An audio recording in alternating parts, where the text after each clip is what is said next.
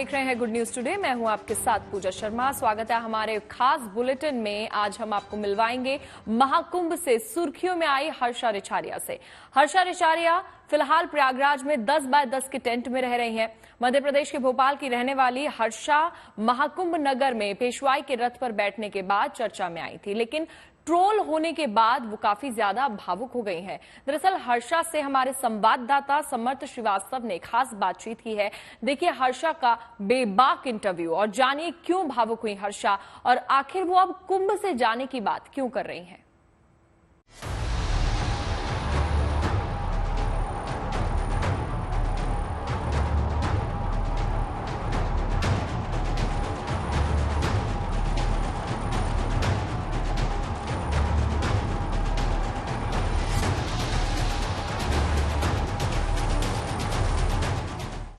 महाकुंभ का समागम है, त्रिवेणी की आस्था है और सनातन का यह त्योहार है। हमारे साथ इस वक्त जो मौजूद हैं वो social media sensation Harsha Richharia मौजूद हैं और आपको बहुत स्वागत है आज तक पर। Harsha ji, thank you so much. Harsha ji, पहले तो मुझे आप ये बताइए कि पहले आपके वीडियोस, आपके रील्स, केदारनाथ जाना, तमाम चीजें, आपकी अगली लाइफ और ये जिंदगी, क्या ऐसा हुआ आपकी जिंदगी में जो आपने इतना बड़ा बदलाव करने की सोची और वो भी इस उम्र में? देखिए, जिंदगी में कोई बड़ा हादसा हो और फिर जिंदगी में बदलाव हो और फिर इंसान मंदिर में या भजन कीर्तन में मिले, ये जरूरी नहीं है।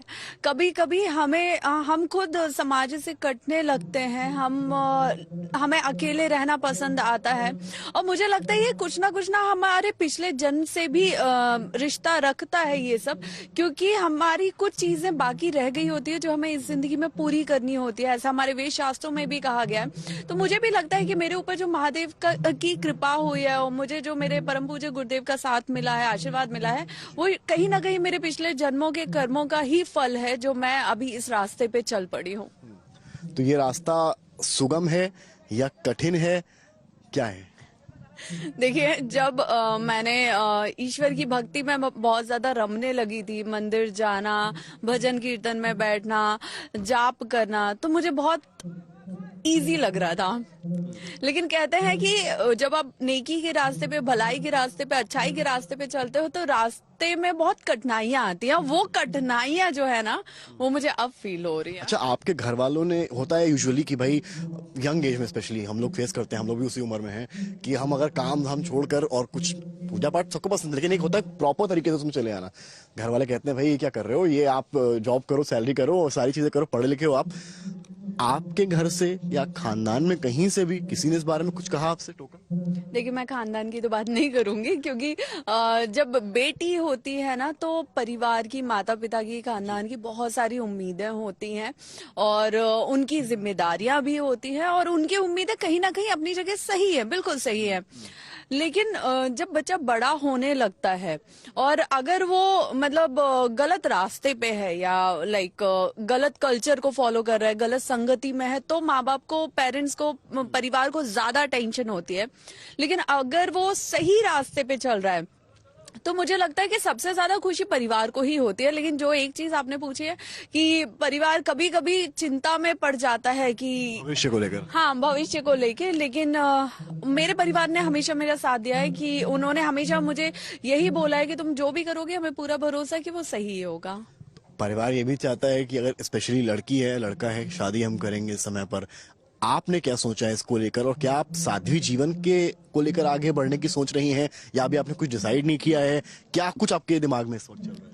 देखिए, शादी को लेके मैंने कुछ भी नहीं सोचा। मैं फिलहाल अपने धर्म के लिए, संस्कृति के लिए, युवाओं को जागरूक करने के लिए धर्म के प्रति मैं उस काम में आगे बढ़ना चाहती हूँ। मुझे लगता है कि मुझे अभी फिलहाल यही करना चाहिए, क्योंकि हर बच्चा, हर इंसान अगर सिर्फ सरकारी नौकरी करेगा, विदेशों में सेटल होगा, तो धर्म के बारे में भी तो सोचना किसी को पड़ेगा ना। तो मुझे लगता है शायद ईश्वर ने मुझे उसके लिए चुना है। कहते हैं ईश्वर अपने एक बच्चे को थोड़ा सा करीब रखते हैं। मतलब युवाओं के लिए इंस्पिरेशन बनना चाहती हैं, ये कहने का मतलब है? हाँ जी। लेकिन अगर ठीक है, आपके बारे में बात हुई, कई आरोप भी आपका लग रहे हैं। देखिए, अब आप सोशल मीडिया सेंसेशन अगर बन गई हैं तो कहते हैं ना कि ग्लैमर के साथ जो है कंट्रोवर्सी भी आती है, तमाम चीजें हैं। आप आपके चाहे बाल हो उसको लेकर, आपके आंखों को लेकर, पहले आप इस पर थोड़ा सा क्लियर करेंगी, क्या कुछ कहेंगी? कई लोगों ने कहा कि बालों को लेकर और आईज का जो आपका वो है, आप पूरी तरीके से भी सनातन में नहीं आई हैं, ये सारी चीजें आर्टिफिशियल है। सनातन से जुड़ने के लिए क्या हर चीज का त्याग करना पड़ता है? मैंने कहीं भी ये नहीं बोला कि मैं साध्वी हूँ, मैंने कहीं ये नहीं बोला कि मैं संत हूँ, मैंने कहीं ये नहीं बोला कि मैं सन्यासी हूँ। तो मुझे जो अच्छा लग रहा है मैं वो कर रही हूँ, पहली चीज। ठीक है, मैं ईश्वर की भक्ति करना मुझे बहुत अच्छा लग रहा है, जो मुझे बहुत सुकून दे रहा है, और मैं वही करना चाह रही हूँ। दूसरी चीज रही बात मेरी आंखों के कलर की, तो मैं ये भी क्लियर कर चुकी हूँ कि मैं लेंस यूज करती हूँ, और मेरे लेंस नॉर्मल लेंस नहीं है, मेरे पावर लेंस है, क्योंकि मुझे चश्मा लगा है, और हर कहीं चश्मा कैरी करना, लगाना इजी नहीं होता है, इसलिए मैं लेंस में खुद को कंफर्टेबल फील करती हूँ। रही बात मेरे बालों की, जो अभी मुझे लगता है देश का बहुत बड़ा मुद्दा बना हुआ है। पर्सनल क्वेश्चन बिल्कुल भी नहीं है, जो आरोप है हम आपसे केवल वो सवाल कर रहे हैं। नहीं, मैं पिछले 2-3 दिन से ये चीज देख रही हूँ कि एक मेरी शादी और दूसरी मेरी जटाएं, ये देश का अभी बहुत बड़ा मुद्दा है, बाकी सारे मुद्दे साइड में कर दिए हैं। तो रही बात मेरे बालों की, तो ये जो ड्रेडलॉक्स हम इन्हें बोलते हैं, जटाएं हम इन्हें बोलते हैं, ये मैं पिछले 3 सालों से करवाना चाहती थी, मुझे बहुत अच्छा लगता था, और नॉर्मल भी मैंने कई बार स्ट्रेटनर से करने का ट्राई किया, हो नहीं पाया।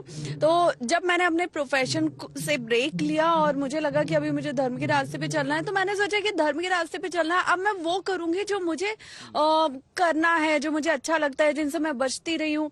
क्योंकि हम जब प्रोफेशनल लाइफ में होते हैं, लाइमलाइट में होते हैं, शो बिजनेस में होते हैं, वहां हमें बहुत सी चीजें दिखावे के लिए करनी पड़ती है। अब मैं जो कर रही हूँ वो मैं अपने लिए कर रही हूँ, जो मुझे अच्छा लग रहा है मैं अपने लिए कर रही हूँ।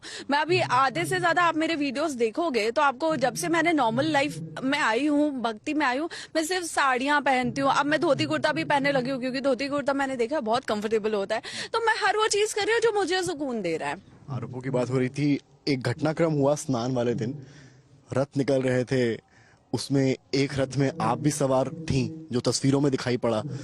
अब वो तो चलिए एक तस्वीर थी, सोशल मीडिया पर आई, तमाम जो वरिष्ठ संत महंत हैं, तमाम अखाड़े हैं, अब वो ये विरोध कर रहे हैं कि जब आप साध्वी अभी हैं ही नहीं, तो आपको ये हक कैसे मिला कि आप वहां रथ पर सवार हुई? इसे लेकर तमाम आवाज उठ रही है। देखिए, पहली चीज तो मुझे ये कल रात से ही पता चलना शुरू हुआ है कि क्या आरोप लगने चालू हुए हैं, क्या मुद्दा बना है, क्या बवाल बना है।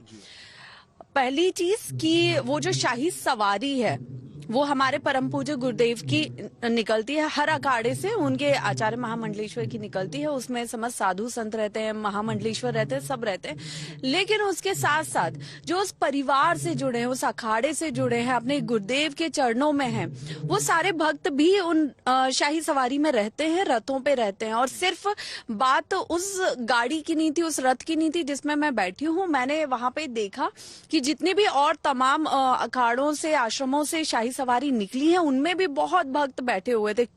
लेकिन क्योंकि मेरा चेहरा मीडिया की कृपा से बहुत ज्यादा हाईलाइट हो गया है, तो मीडिया ने बस वो दिखाया और समस्त लोगों ने वो देखा कि मैं बैठी हुई थी। जबकि आप मेरे आगे पीछे देखेंगे, उसी शाही सवारी में और भी गृहस्थ लोग बैठे हुए थे। और एक आरोप मैंने सुना है कि वो भगवा चोला ओढ़े हुए थी, तो मैंने भगवा शॉल डाला हुआ था।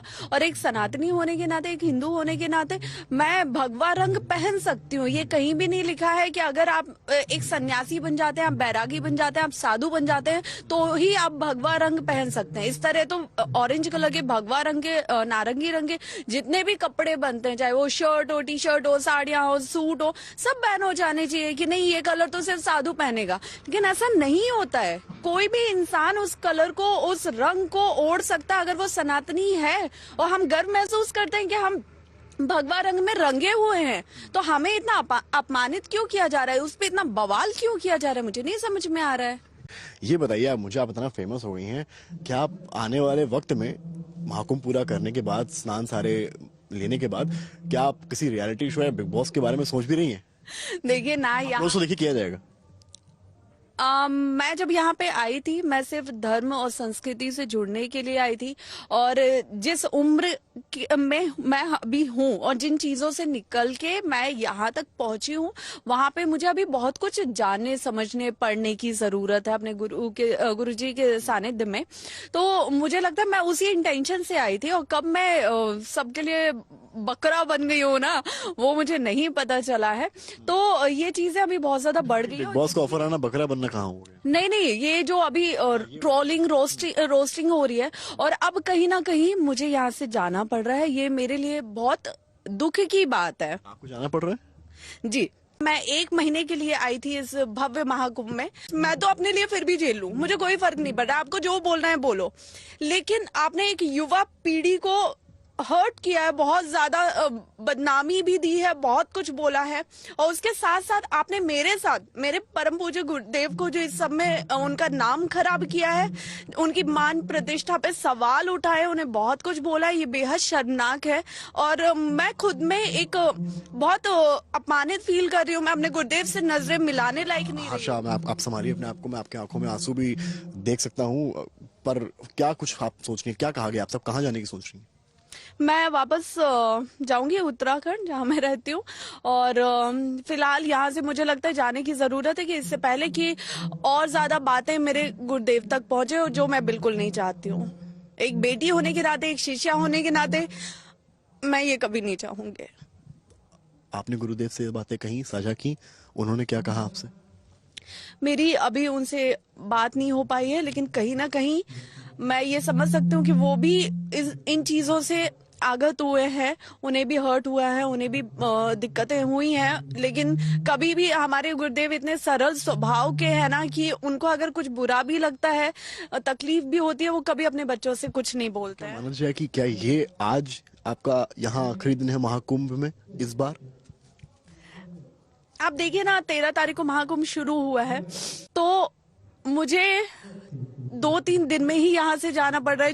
जो युवा, जो लड़की, जो सनातनी यहाँ पे 1 महीने का सोच के आई थी, यहाँ बहुत से महान तपस्वियों का आशीर्वाद लेने आई थी, अपने गुरुदेव से बहुत कुछ सीखने आई थी, उसे 3 दिन में यहाँ से जाना पड़ रहा है क्योंकि इतने गलत इल्जाम लग रहे हैं। आप बताइए, एक युवा पीढ़ी अगर पाश्चात्य संस्कृति को छोड़ के सनातन संस्कृति जानना चाहते हैं, समझना चाहते हैं, तो क्या ये इतना बड़ा गुनाह है कि उस पर इस तरह के इल्जाम लगाए जाए, उसे रोस्ट किया जाए, कि उसे जो इंसान 30 दिन का सोच के आया था, उसे 3 दिन में यहाँ से जाना पड़ रहा है।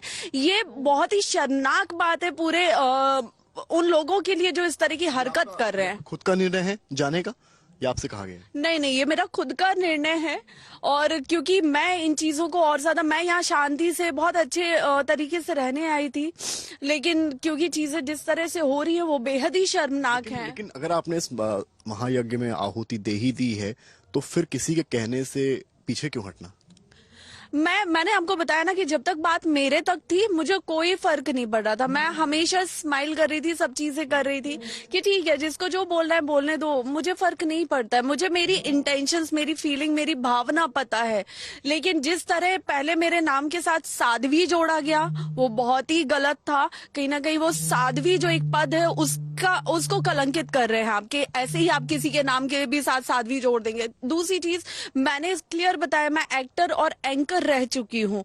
अब कुछ न्यूज चैनल, कुछ गैर धर्मी लोग उसको मॉडल के रूप में पोर्ट्रे कर रहे हैं कि मॉडल हर्षा। ये भी एक बहुत गलत है कि जो चीज मैं नहीं हूं आप वो बता रहे हो। उसके बाद जगह जगह से जो टिप्पणियां आ रही हैं गुरुदेव को लेके, वो मुझे नहीं। आपने कभी मॉडलिंग नहीं की, आप बताना चाहती हैं? बिल्कुल नहीं की है। आपने एंकरिंग की है? हाँ जी, मैंने एंकरिंग की है, मैंने नेशनली, इंटरनेशनली। थोड़ा सा अपने पास करियर के बारे में बताएं। देखिए, मुझे लगता है कि ये मेरे पास्ट के बारे में मुझसे ज्यादा अभी मीडिया को पता है, पूरे सोशल मीडिया को पता है, तो उसमें बताने लायक कुछ है नहीं। मैं एंकर और एक्टर थी, और उससे थोड़ा सा ब्रेक लेके, क्योंकि मैं सनातन संस्कृति से बहुत ज्यादा जुड़ाव महसूस कर रही थी, शिव की भक्ति में मैं रम चुकी थी, और शिव जी को मैं पिता के रूप में मानती हूँ, पूछती हूँ। तो जो मेरे लिए रास्ते खुलते गए, जैसे मेरी सौभाग्य से मुझे मेरे गुरुदेव का सानिध्य प्राप्त हुआ, उनके छत्र छाया में रह के मैंने गुरु दीक्षा ली, मंत्र दीक्षा ली, उसका जाप किया, तो मैं और उन चीजों को जान पाई, और मैं और ज्यादा गहराई से जानना और समझना चाहती थी, क्योंकि कहीं ना कहीं मैं युवाओं को भी जागरूक करना चाहती हूँ, समाज को जागरूक करना चाहती हूँ हमारी धर्म संस्कृति को लेके। लेकिन आज एक लड़की अगर 3 दिन में इस महाकुंभ, इस भव्य कुंभ से जा रही है, उसे छोड़ के जा रही है, वो भी बहुत ज्यादा दुखी होकर। अच्छा, आपके पास सोशल मीडिया का ऐसा हथियार है जो आपको कभी कोई नहीं वहां पर रोक सकता है। मैं चाहूंगा अपने आंसू पोंछें। मैं आपसे 2-3 लाइटर सवाल के साथ इस इंटरव्यू खत्म भी करना चाहूंगा। बिग बॉस की हमने बात कर ली, पॉलिटिकल क्या सोचती हैं आप राजनीतिक तौर पर? अभी तो आपका सब बढ़िया है, सारा आपके 1-2 million followers I guess Instagram पे हो चुके हैं। राजनीतिक किसी दल ने अप्रोच किया, क्योंकि चुनाव यहाँ हर साल होते हैं देश में, तो आपका क्या सोचना है? कुछ मन बनाया है?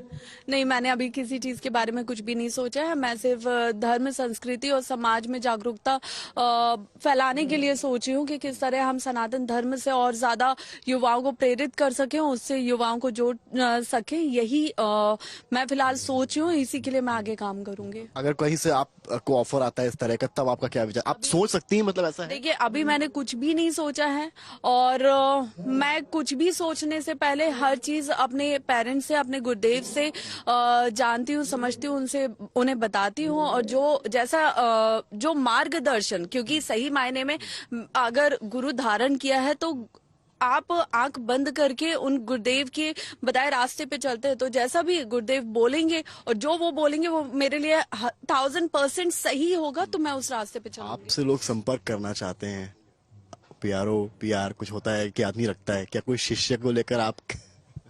नहीं नहीं नहीं, ऐसा कुछ भी नहीं है। बहुत बहुत शुक्रिया समय देने के लिए।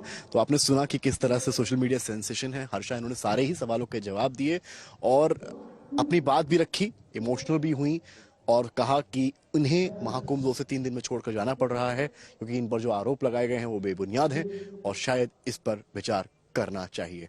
कैमरामैन गौरव गुप्ता के साथ समर्थ श्रीवास्तव, प्रयागराज।